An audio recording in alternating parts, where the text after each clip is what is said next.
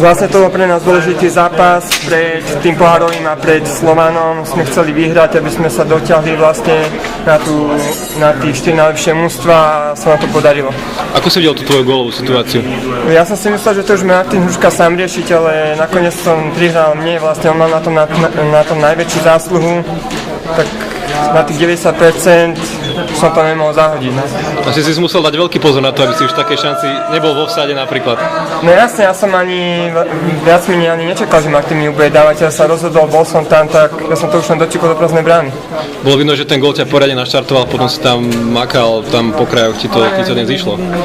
No išlo, tak som aj rád, vlastne sme nepustili Trnavu viac menej žiadne vyložené šanci a si spomínam, to bolo okolo tej 30. minúty, čo tam mali tú veľkú šancu, čo nevyužili a vlastne nemali viac šanci. Čo táto výhra teraz znamená pre kabínu?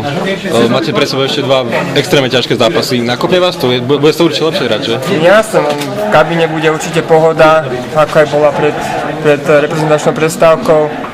A sme to len potvrdili, sme radi. Rátaš s tým, že v Žiline môžu nastúpiť iní hráči, možno ty nenastúpiš, ako to vidíš? Všetko je možné. V tomto zápase počas toho zápasu lepšie ako Trnave, boli ste herne lepšie mužstvo. Čomu to pripísať, že ste takto dokázali voči tej Trnave nájsť účinný recept?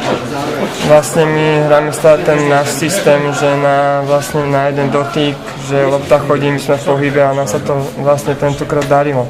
Viac ako Trnave. Záverečné minúty mohli priniesť ešte gól, keď ste vlastne predali niekoľkých.